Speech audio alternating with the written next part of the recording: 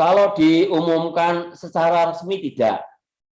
Kalau diumumkan secara resmi tidak. Tetapi sebetulnya kan dashboard LLDikti itu boleh diakses oleh seluruh masyarakat. Sehingga tujuan utama kami adalah lebih menunjukkan data kepada para calon mahasiswa, positioning dari perguruan tinggi dan atau program studi yang akan mereka pilih untuk melanjutkan belajar. Nah, sehingga otomatis pada satu sisi ini adalah tanda petik announcement bagi mahasiswa, tapi di lain sisi perguruan tinggi juga bisa melihat rekan satu kerjanya, rekan satu jalannya gitu ya. Oh, dia unggul di situ, kenapa? Berarti dia saling belajar.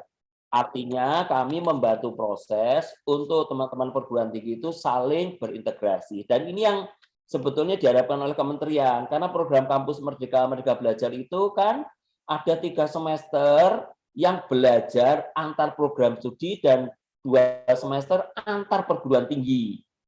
Nah, kalau ada satu rumpun ilmu yang sama, kenapa tidak berkembang sama-sama? Toh targetnya dunia usaha dan dunia industri yang sama. Sehingga bisa terjadi kerjasama segitiga, segi empat, dan seterusnya, di mana LLDikti nanti berperan sebagai fasilitator. Demi peternakan karangan, berkarya untuk negara, cerdaskan bangsa, maju mahasiswa, amalkan Pancasila. Dalam langkahmu menuju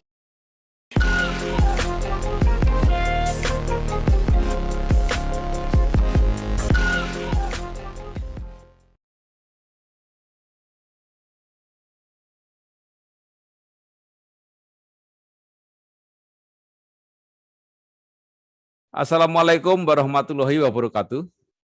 Waalaikumsalam warahmatullahi wabarakatuh. Bersama saya Bambang Sadono di channel Inspirasi Jawa Tengah. Mudah-mudahan channel ini selalu bisa memberi inspirasi, motivasi, edukasi, informasi, dan syukur bisa membantu mencari solusi. Kami sedang mempersiapkan beberapa video yang akan menayangkan perguruan tinggi swasta yang terbaik di Jawa Tengah tahun 2021, terutama perguruan tinggi swasta atau 9 perguruan tinggi swasta yang baru saja mendapat anugerah Merdeka Belajar, Kampus Merdeka dari Lembaga Layanan Pendidikan Tinggi Wilayah 6 Jawa Tengah. Saya sudah bersama dengan Kepala LLDikti, Lembaga Layanan Pendidikan Tinggi 6 Jawa Tengah, Profesor Dr. Muhammad Zainuri, DEA. Apa kabar, Prof? Mas, alhamdulillah sehat walafiat, nyutung pangestu. Sehat, G. Prof, ini mohon dijelaskan mengapa LLDikti Jawa Tengah memberikan anugerah MBKM kepada perguruan tinggi swasta. Baik. Jadi Mas Bambang, kita ini Lembaga Layanan Pendidikan Tinggi 6 Jawa Tengah itu sesuai dengan Permendikbud nomor 034 tahun 2020 adalah kepanjangan dari kementerian punya 6 tugas utama, yaitu secara ringkas adalah pembinaan, pendampingan, serta pengawasan kualitas mutu. Nah, di dalam Renstra yang dilaksanakan oleh Kemendikbudristek, maka titik utama di dalam pembangunan sumber daya manusia 2020-2024 itu bertumpu kepada kualitas mutu dan daya saing. Dengan patokan tersebut, kemudian dikembangkan oleh programnya Pak Menteri yang bernama Kampus Merdeka Merdeka Belajar. Diikuti dengan terbitnya Permendikbud nomor 3, nomor 5, dan nomor 7. Nah, ketika Pak Menteri meluncurkan Permen tersebut, maka kemudian ada Permen nomor 20 tentang Kampus Merdeka Merdeka Belajar. Kampus Merdeka Merdeka Belajar ini pada azasnya adalah upaya untuk menjaga kualitas mutu perguruan tinggi di Indonesia, karena tidak hanya berlaku untuk PTS tapi juga PTN, dan kemudian diatur dengan indikator kinerja sesuai dengan SK nomor Surat Keputusan Kementerian nomor 754. Nah, di dalam SK tersebut sebetulnya secara rinci perguruan tinggi itu harus dapat memenuhi 9 standar nasional pendidikan tinggi.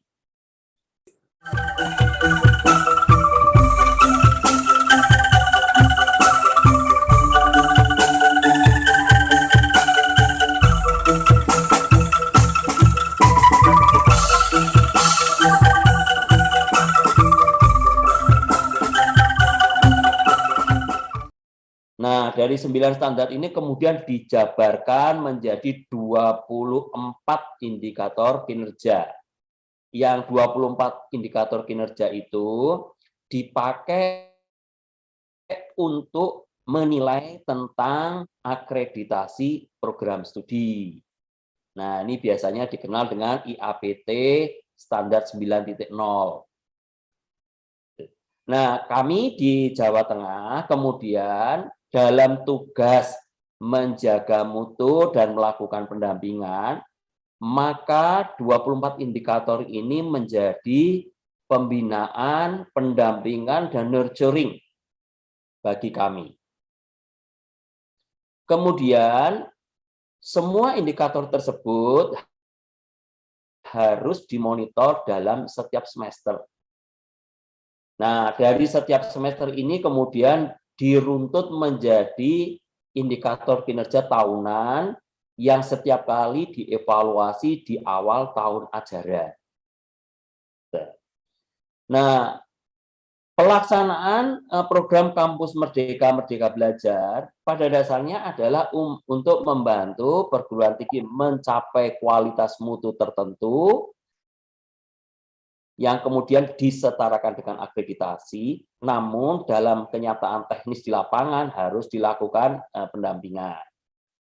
Sebagaimana disampaikan oleh Pak Menteri, untuk program Kampus Merdeka Merdeka Belajar di tahun 2021 ini, anggarannya mencapai 47 triliun.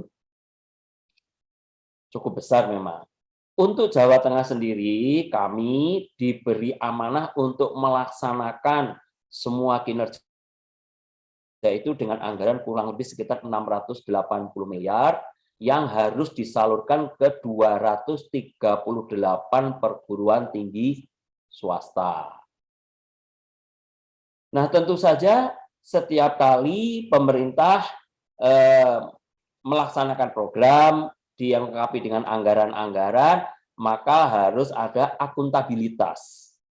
Sehingga dalam ini terjadi 2 akuntabilitas. 1, akuntabilitas mutu dari perguruan tinggi, dan kedua adalah akuntabilitas pendanaan yang dialirkan oleh pemerintah ke perguruan tinggi swasta tersebut.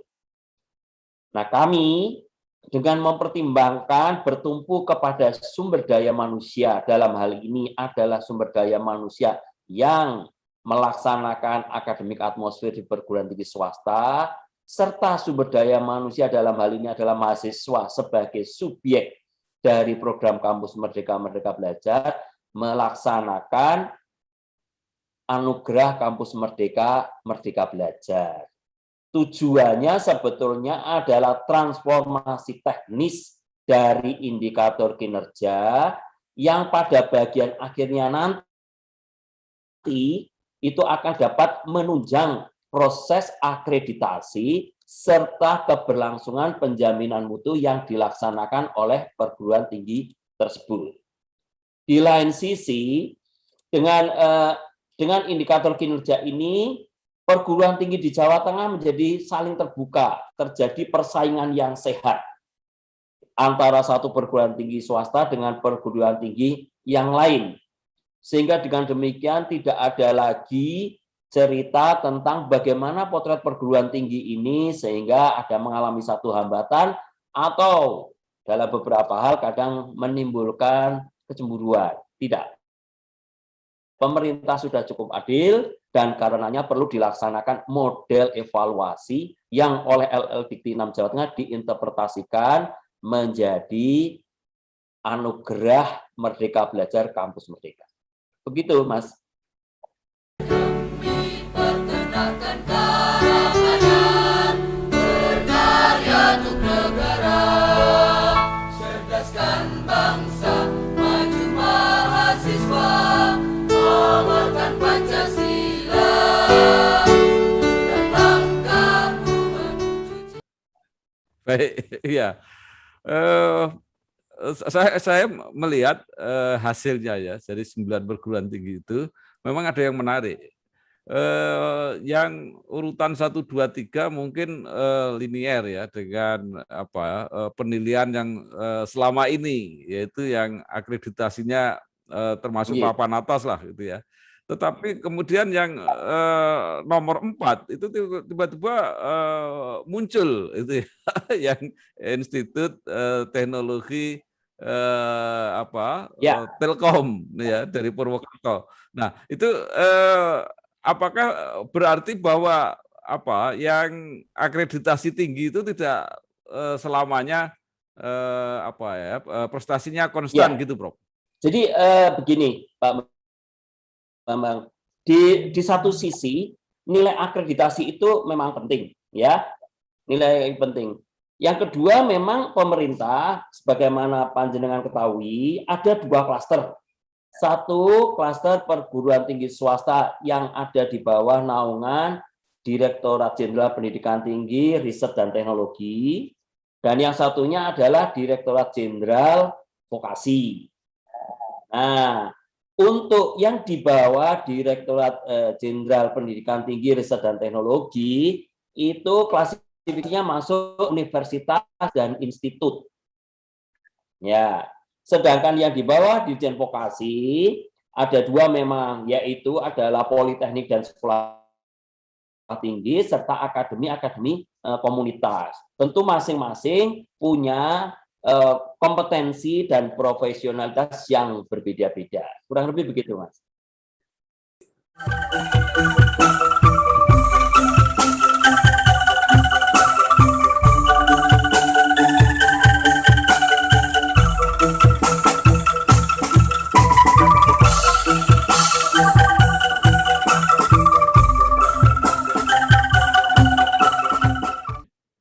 Ya.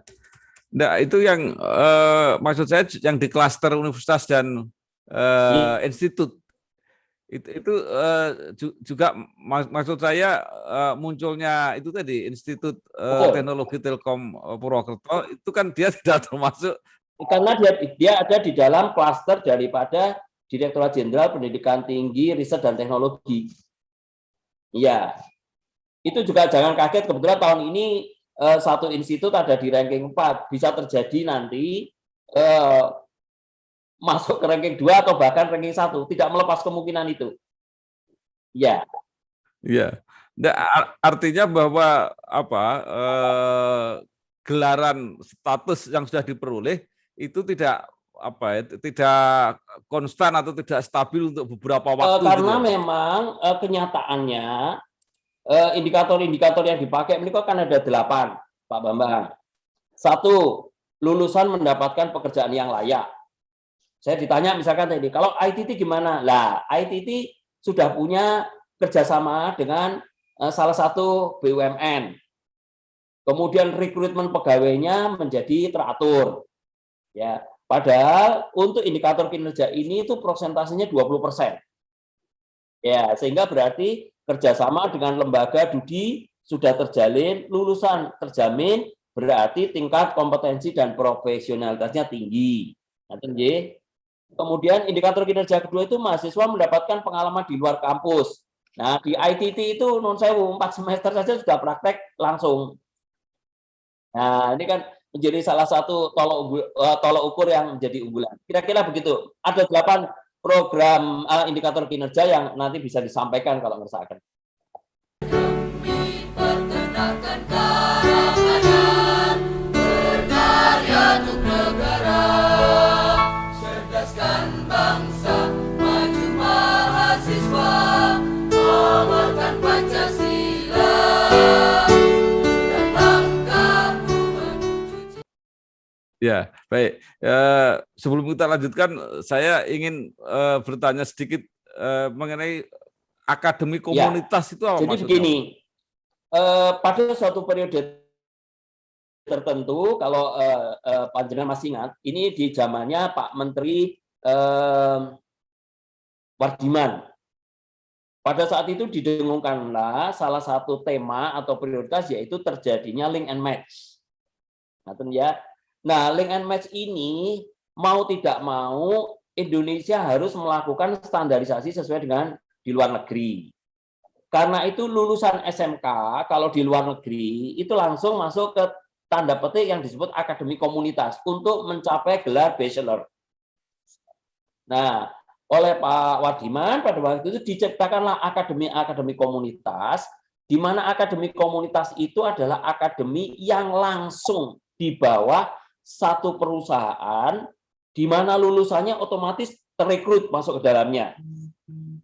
Ini contoh paling menonjol di sekarang ini adalah akademi komunitas semen, ya, yang ada di Rembang.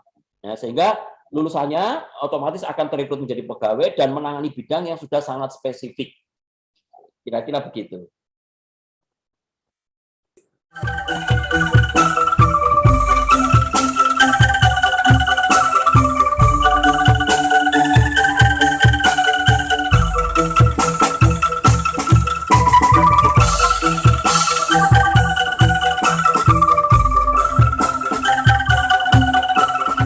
Ya, ini seberapa banyak sekarang di Jawa Tengah Akademi komunitas itu sekarang tinggal 5, Bapak, tapi memang ada yang dalam pembinaan, ada yang memang menonjol, karena memang kan mengikuti dinamika dan pembangunan yang ada di Indonesia. Ada yang akademi komunitas terkait dengan satu komoditi tertentu, misalkan bidang perikanan. Tentu kalau di Jawa Tengah sudah tidak tanda petik banyak berkembang, tapi mungkin di Kalimantan berkembang. Nah, itu nanti bisa terjadi pemindahan dan seterusnya. Kira-kira begitu. Jadi akademi komunitas itu sifatnya bisa temporer ya, Pak? Sesuai dengan Permendikbud nomor 7, pembukaan penutupan program studi itu selalu berorientasi kepada perkembangan dan pembangunan pemerintah. Tidak hanya kepada akademi komunitas. Hampir semua program studi bisa mengalami hal-hal tersebut. Mulai dari seni budaya, pariwisata, teknologi pun sekarang memang berbeda. Bidang manajemen dan bisnis sekarang mulai bertumbuh kepada bisnis digital. Tentu berarti kan yang manajemen klasik mulai dipikirkan untuk bertransformasi. Kira-kira modelnya begitu. Demi peternakan karangan, berkarya untuk negara, cerdaskan bangsa, maju mahasiswa, amalkan Pancasila. Dalam langkahmu menuju. Nah, Prof, ini kan anugerah ini menyangkut apa ya, bidang khusus ya, perhatian khusus. Nah, itu kan bagi yang tidak termasuk di dalam kategori apa atau fokusnya ke situ bisa pasti tidak akan mendapat anugerah di situlah, kira-kira begitu. Nah, apakah LLDIKT ini juga memberi semacam penghargaan atau penghormatan gitu terhadap prestasi-prestasi yang lain? Jadi begini, Pak Bambang, semua indikator yang dilaksanakan oleh anugerah Merdeka Belajar Kampus Merdeka itu bertumbuh kepada 8 indikator kinerja. Ya. Nah, 8 indikator kinerja ini bertumpu kepada indikator kinerja yang ada di PDDikti, Pangkalan Data Pendidikan Tinggi. Nah, Pangkalan Data Pendidikan Tinggi ini adalah semua indikator yang digunakan dalam rangka mengevaluasi program studi atau sering disebut dengan akreditasi. Ya, jadi di dalam anugerah Merdeka Belajar Kampus Merdeka ini bukan hanya siapa ranking 1 atau ranking 2, tetapi yang lebih penting adalah dari komponen yang dinilai, yaitu 8 indikator kinerja pada Anugerah Kampus Merdeka Merdeka Belajar, dipersandingkan atau dioverlaykan dengan 24 indikator kinerja pada akreditasi. Ya, sehingga ada asumsi bahwa apabila teman-teman dapat melaksanakan 8 indikator kinerja Kampus Merdeka Belajar, Kampus Merdeka, maka insya Allah akreditasinya tanda petik bisa minimal atau sekarang disebut C. Gitu.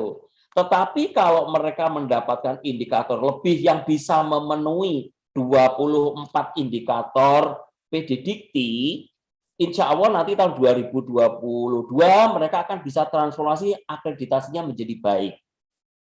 Nah, sehingga otomatis kalau dipertanyakan apakah tidak ada penghargaannya, tidak dari kami, tapi penghargaannya adalah secara nasional.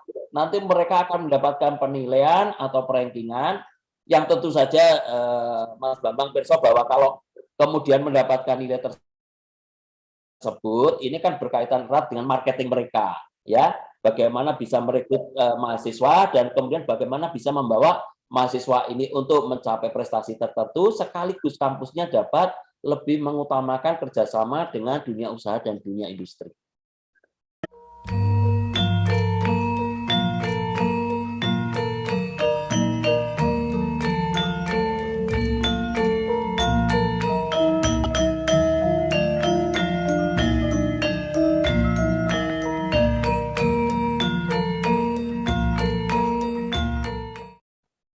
Ya, nah, maksud saya berarti ini bisa dijadikan pernyataan bahwa 9 PTS yang mendapat anugerah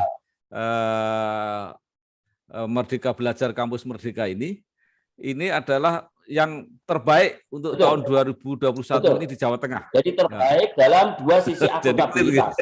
Akuntabilitas akademi atmosfer dan akuntabilitas tata kelola lembaga. Ya, karena itu yang memang digunakan oleh Kemendikbud Dikti ini untuk menilai perguruan tinggi gitu ya, Prof ya. Ya, jadi supaya ini tidak bias. Kami kan berprinsip begini bahwa pemerintah itu meluncurkan dana untuk pembinaan perguruan tinggi. Tentu kan harus ada standar yang harus ditetapkan. Nah, kami dalam hal ini melaksanakannya sesuai dengan standar-standar yang telah ditetapkan oleh Kemenristek dan tentu saja negara melalui indikator 754 dan indikator akreditasi. Ya, Prof, itu kan yang diberi penghargaan cuma 9 ya, 4, 3, 2 kalau tidak salah. Nah, diumumkan juga enggak, walaupun tidak mendapat penghargaan misalnya urutannya, jadi mereka bisa melihat seberapa jauh prestasi masing-masing PTS itu.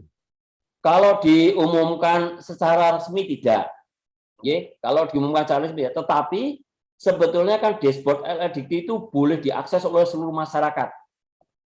Sehingga tujuan utama kami adalah lebih menunjukkan data kepada para calon mahasiswa, positioning dari perguruan tinggi dan atau studi yang akan mereka pilih untuk melanjutkan belajar.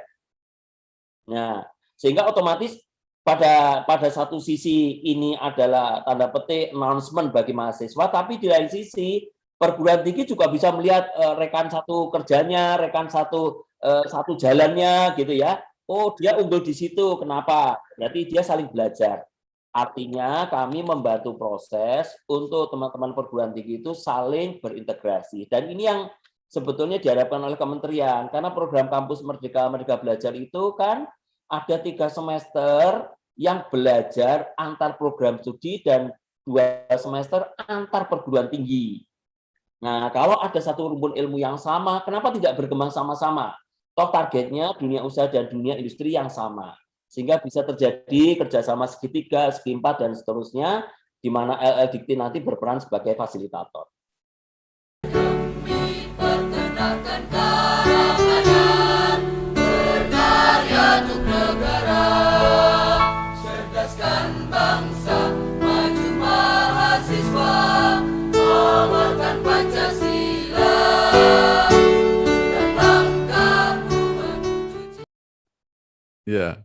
Jadi masing-masing perguruan tinggi bisa menilai Betul. posisinya Menilai dirinya masing-masing, sendiri kira-kira dan gitu, Pak. memperbandingkan dengan semua yang ada di Jawa Tengah. Ya, saya kira bagus sekali. Nah, ini akreditasi ini kan apa ya, di masyarakat beda-beda. Kadang-kadang perguruan tingginya juga menyatakan beda-beda. Kalau ditanya, Pak, akreditasinya A, B, atau C, dia mengatakan, Pak, sekarang nggak ada lagi itu A, B, C, tapi yang ada Betul. unggul, baik, itu Ya, yang benar seperti jadi apa, Prof? begini, pemerintah memang dulu menerapkan sistem akreditasi dengan 8 standar. Nah, dari akreditasi 8 standar ini penilaiannya berwujud dalam bentuk terakreditasi minimal, C, B, dan A. Lalu diterapkanlah 9 standar indikator yang tanda petik ada penambahan, yaitu indikator nomor 9 dalam rangka melakukan interaksi lebih bagus, atau saya di LLDT sering menyebutkannya dengan indikator pre-departure job vacancy recruitment. Jadi rekrutmen awal dari pekerjaan yang ada di dunia usaha dan dunia industri, yaitu adalah ketika sudah terjadi lulusan itu bekerja di satu lembaga, maka lembaga tersebut tanda petik mempunyai kewajiban membuat surat pernyataan sampai seberapa jauh kompetensi dan profesionalitas lulusan dari suatu perguruan tinggi terhadap peluang dan tantangan yang dilaksanakan dalam sistem manajerial perusahaan tersebut. Sehingga itu menjadi umpan balik bagi kami di LLDT maupun di perguruan tinggi untuk menata kembali seberapa bobot jam belajar yang ditransformasikan menjadi jam kegiatan untuk berbagai indikator kinerja yang dilaksanakan di kampus Merdeka Belajar, kampus Merdeka.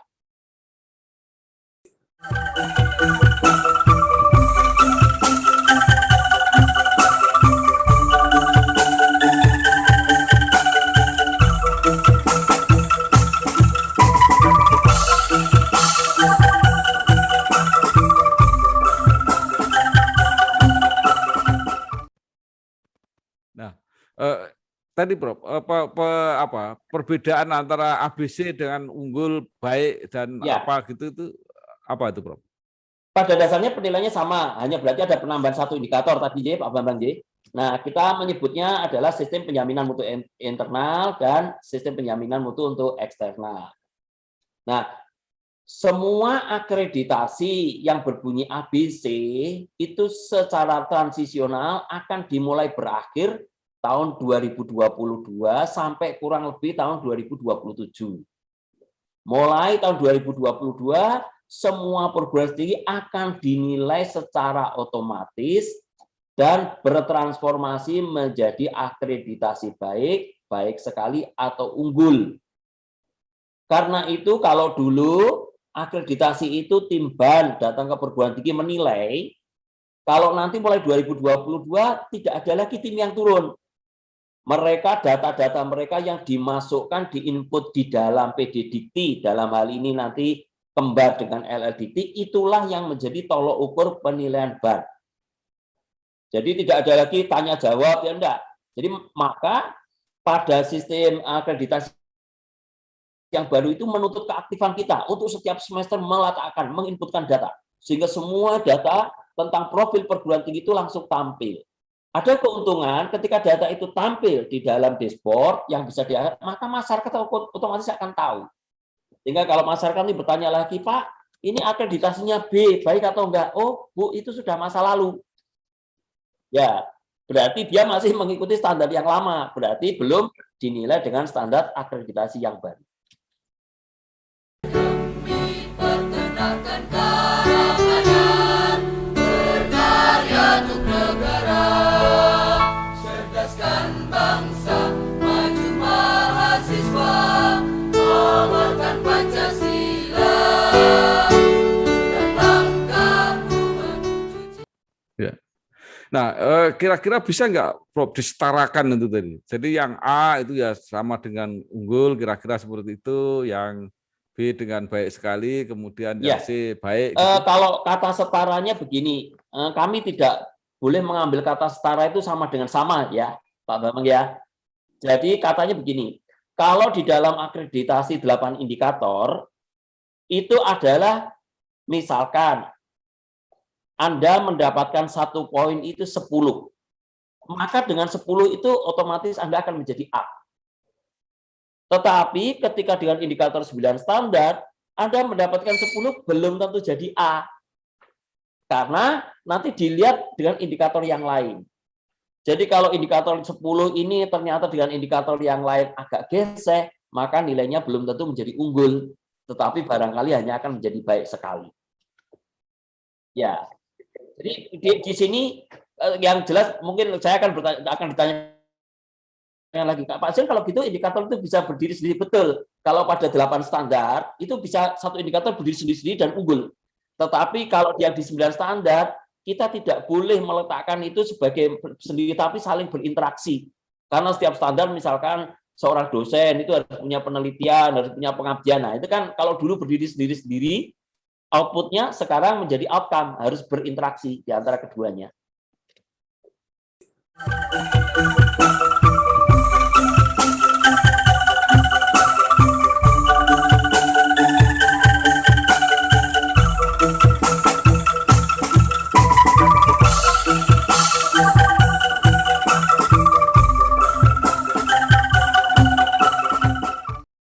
Ya, baik. Nah, Prof, ada informasi bahwa keseluruhan pendidikan tinggi di Jawa Tengah itu sebenarnya belum bisa mencapai produknya itu jumlah minimal yang harus terdidik di perguruan tinggi.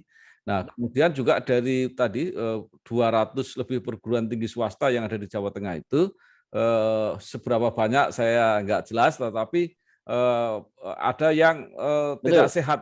Nah, kemudian ada juga yang menyarankan agar pemerintah ini turun tangan. Bagaimana cara mengatrol, meningkatkan kualitas, karena juga sayang kalau dibubarkan misalnya, karena ada kasus misalnya Akademi Peternakan di Karanganyar itu mahasiswanya per tahun cuma 60-70, tapi ternyata sehat. Gitu. Nah, apa Prof yang dilakukan oleh pemerintah? Jadi begini, yang pertama kami bekerja dengan indikator pertama adalah mahasiswa. Selama mahasiswa yang ada di perguruan tinggi tersebut mendapatkan pelayanan sesuai dengan standar 9, maka dalam bentuk apapun pasti dia akan mempunyai keunggulan. Ya, mulai dari sarana prasarana penelitian. Kalau Bapak Mirsani ini nanti yang Akademi Peternakan yang di Karanganyar itu, mengapa unggul, Pak? Itu punya lahan pertanian, punya laboratorium di lapangan untuk bisa menilai reproduksi sapi, mohon maaf ya, karena memang peternakan. Nah, ya kadang-kadang mohon maaf di beberapa perguruan tinggi laboratorium itu aja tidak ada di kampusnya. Tapi laboratorium peternakan ini punya di lapangan, Pak. Jadi kan otomatis setiap kali monitoring terhadap perkembangan peternakan di situ akan terjadi. Gitu ya. Ini contoh saja misalkan. Lalu apa yang diupayakan pemerintah? Pertama begini. Satu adalah kita akan bicara dulu mengenai sumber daya manusia dalam hal ini mahasiswa. Selama mahasiswa mendapatkan pelayanan, maka otomatis itu akan memenuhi syarat untuk indikator kinerja. Yang kedua adalah sumber daya manusia dosen, ya. Karena sumber daya manusia dosen ini pemerintah turun tangan dengan dana yang cukup besar.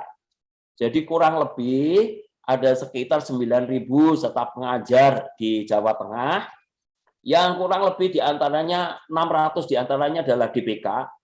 Tetapi yang 9.000 ini, Bapak, kurang lebih di data kami ada kurang lebih 4.600 yang sudah menjadi dosen profesional dan mendapatkan tunjangan sertifikasi dosen dari pemerintah. Artinya dalam hal ini yayasan hanya memberikan gaji pokok, tetapi gaji pengembangan dia sebagai dosen profesional diberikan oleh pemerintah. Dosen ini pun punya hak sama untuk mengajukan proposal penelitian, proposal pengabdian, dan kegiatan-kegiatan yang lain. Karena itu jangan kaget kalau tadi saya sebutkan untuk dana penelitian di Jawa Tengah saja dosen itu mencapai kurang lebih 90 miliar. Dana pengabdiannya sampai 46 miliar. Nah, ini kan jumlah yang sangat besar sebetulnya. Nah, sesudah sumber daya manusia ini berjalan, mahasiswa berjalan, dosen berjalan, maka kami mau akan meninjau atau menilai sebetulnya seberapa besar komitmen yayasan atau lembaga pengelola terhadap usulan mereka di awal, yaitu ruangan, luas ruangan, gedung, fasilitas, sarpras, perpustakaan, dan lain-lain. Karena ada syaratnya di situ. Satu program studi harus minimal punya dua ruangan 8x8 untuk dosennya, 2 ruangan untuk perkuliahan, 1 ruang administrasi, 1 ruang komputer juga ukuran 8x8, 1 ruang perpustakaan, dan tenaga administrasi ditambah 5 orang dosen. Jadi kalau indikator ini saja tidak tercapai, maka logika proses pembelajaran tidak akan terjadi. Karena dalam 1 semester pasti akan terjadi untuk program sarjana paling tidak ada 24 mata kuliah. Kalau 24 mata kuliah diampu oleh 5 orang dosen, berarti 1 orang dosen sudah memegang 4 mata kuliah. Nah, padahal jam perkuliahan setiap minggu itu adalah 45 jam maksimal. Jadi panjenengan bisa langsung melihat antara kuliah, praktikum, dan seterusnya. Nah, ini yang menyebabkan terjadi diskurs gitu. Ada dualisme, ada kampus yang mengutamakan perkuliahan tapi mengurangi praktek. Kalau yang akademik komunitas lebih mengutamakan praktek di lapangan sambil kuliah. Nah, ini masing-masing punya kelebihan dan keunggulan. Kurang lebih begitu. Demi peternakan keamanan, berkarya untuk negara, cerdaskan bangsa, maju mahasiswa, amalkan Pancasila, dan langkahmu menuju. Ya, Prof, ini kan Provinsi Jawa Tengah ini kan provinsi yang antara sumber daya manusia dengan sumber daya alamnya mungkin perannya itu lebih banyak ditentukan oleh sumber daya manusia. Berarti kualitasnya itu tinggi. Ada nggak hubungan timbal balik antara lembaga pendidikan tinggi dengan pemerintah daerah untuk saling dorong-mendorong, saling membantu untuk memajukan pendidikan ini, Prof? Jadi begini, Mas Bambang, di Jawa Tengah ini setiap tahun rata-rata rekrutmen untuk mahasiswa. Jadi mahasiswa yang lulus SMA, SMK, MA dan lain itu antara 1,2 sampai 1,45 juta. Ya. Nah, serapan untuk perguruan tinggi untuk negeri dan seterusnya itu antara 110 sampai 130.000 untuk perguruan tinggi negeri. Sedangkan perguruan tinggi swasta itu serapannya bisa mencapai 400.000. Artinya dalam proporsi jumlah angka 50% daripada lulusan SMA, MA, SMK itu mempunyai peluang untuk melanjutkan ke pendidikan tinggi. Hanya saja supportingnya memang menjadi sangat terbatas. Nah, ini yang sangat di-remark oleh pemerintah, dalam hal ini ada kementerian, karena itu ada 2 program yang sangat diunggulkan, yaitu program KIP, Kartu Indonesia Pintar, dan program UKT Beasiswa.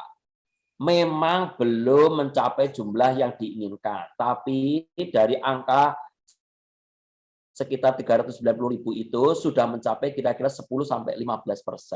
Nah, kali ini tinggal kami memang sedang mendorong bagaimana Pemda, Pak Gubernur sudah membuat statement bahwa untuk pembinaan desa dan seterusnya akan disupport beliau, tetapi mungkin dalam bentuk real kami lebih akan mendorong kepada bagaimana setiap lembaga terkait di Pemda itu memberikan dorongan agar ada generasi muda yang tampil masuk ke program studi tertentu yang kemudian menjadi sustainable untuk pengembangan dari kantor dinas tersebut. Dan diberikan dalam bentuk beasiswa yang pada hakikatnya dalam bahasa kami, uang di kabupaten tersebut tidak akan pergi kemana-mana karena masuk ke universitas juga dipasarkannya di kabupaten atau kota tersebut. Kira-kira begitu, Mas Sultan.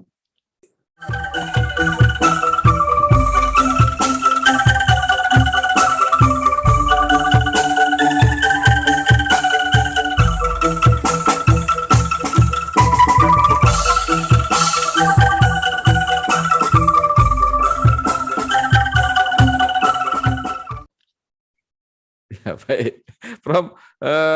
terakhir, mungkin masih ada yang ingin disampaikan Ya. tadi sudah kepada pemerintah daerah, kemudian kalangan perguruan tinggi swasta sendiri, dan masyarakat pada umumnya bagaimana menjaga peran perguruan tinggi swasta ini untuk mengatasi ini tadi kebutuhan tenaga-tenaga yang terdidik yang bisa diandalkan dari Jawa Tengah ini. Terima kasih Mas Bambang. Jadi yang pertama kepada Bapak dan Ibu, teman-teman sejawat, mitra kerja, pimpinan perguruan tinggi swasta di Jawa Tengah, saya dari LL Dikti mengaturkan terima kasih atas supporting, atas kesempatan nurturing, sehingga apa yang dicapai di tahun 2021 ini mudah-mudahan benar-benar menjadi harapan Bapak dan Ibu. Kami cukup menyadari bahwa LL Dikti masih belum bisa memberikan pelayanan sempurna, tetapi percayalah bahwa 40 layanan kami akan berlaku 24 jam. Yang kedua, bagi Bapak dan Ibu, para orang tua, mahasiswa dan para mahasiswa, perguruan tinggi swasta itu kalau mempunyai akreditasi unggul, pasti memiliki nilai keunggulan dan kesetaraan yang sama dengan perguruan tinggi negeri. Apalagi beberapa program studi yang sudah bekerja sama secara internasional. Ada program studi manajemen dan akuntansi yang mendapatkan ABS, ada program studi engineering yang mendapatkan ASIN, dan seterusnya. Jadi, akreditasi tidak hanya dilaksanakan oleh lembaga di Indonesia, tapi juga dilaksanakan oleh lembaga internasional. Oleh karenanya, Bapak dan Ibu para mahasiswa, bila Anda memang berminat masuk ke program studi di perguruan tinggi swasta, jangan pernah ragu. Begitu melihat tanda melati melingkar dan di situ ada tertulis ABES 21, ASIN 2 dan seterusnya, maka program studi itu tidak hanya terakreditasi secara nasional tapi juga terakreditasi secara internasional. Sehingga tidak usah ragu-ragu. Yang ketiga, bahwa pemerintah telah mengucurkan berbagai pendanaan melalui LPDP, sehingga Bapak dan Ibu para orang tua serta mahasiswa berstrategilah untuk mencari program-program studi yang diminati, yang menjadi keunggulan, sekaligus memberikan peluang terjadinya pendanaan atau pembiayaan beasiswa. Yang terakhir, Bapak dan Ibu, para pimpinan dunia usaha dan dunia industri, kami sangat berterima kasih selama ini putra-putri Indonesia di Jawa Tengah telah diterima, dapat praktek kerja magang, dapat melaksanakan tugas akhir, dan melaksanakan berbagai program dari kedai reka, mikrodensial, dan seterusnya. Mudah-mudahan Bapak dan Ibu, kami doakan untuk selalu berkembang dan bisa menerima para lulusan kami untuk menjadi bagian terbaik dari proses regenerasi yang ada di perusahaan tersebut, serta menjadikan produktivitas lebih optimal. Yang terakhir, Bapak dan Ibu, Lembaga Layanan Dikti 6 Jawa Tengah itu adalah kepanjangan tangan dari Kementerian Pendidikan, Kebudayaan, Riset, dan Teknologi. Karenanya kami menjadi lembaga yang masuk zona integritas, wilayah bebas korupsi, dan wilayah birokrasi bersih melayani. Kami melayani Bapak dan Ibu 24 jam, dalam keadaan tertentu buka dashboard kami dan bisa kontak ke helpdesk kami, lldikti6jawatengah.co.id. Dan yang terakhir, mohon izin, tagline kami adalah Brayat Agung, LLDikti6 Jawa Tengah, bersama berintegritas dan siap melayani. Manfaatkanlah kami untuk membantu melahirkan generasi muda Indonesia yang mempunyai daya saing tinggi menjadi bagian demografi unggul di tahun 2045. Matur nuwun Mas Bambang. Demi peternakan karangan, berkarya untuk negara, cerdaskan bangsa, maju mahasiswa, amalkan Pancasila, dalam kamu menuju. Luar biasa, Profesor Dr. Muhammad Zainuri, DA, Kepala LL Dikti 6 Jawa Tengah. Saya kira jelas sekali ya bagaimana kondisi layanan pendidikan tinggi di Jawa Tengah, terutama yang menyangkut perguruan tinggi swasta, juga ukuran-ukuran melihat kualitas tadi juga sudah disampaikan, juga berbagai motivasi untuk meningkatkan kualitas kerjasama dengan berbagai pihak, industri, pemerintah dan sebagainya. Mudah-mudahan sukses, Prof. Nggih, Terus nyuwun berjuang. dan mudah-mudahan kami selalu dibantu oleh panjenengan dan tim menjadikan berkah untuk kita semua, nggih. Matur nuwun. Wassalamualaikum warahmatullahi wabarakatuh. Waalaikumsalam warahmatullahi wabarakatuh. Nggih, sampai Sukses, nggih, Prof.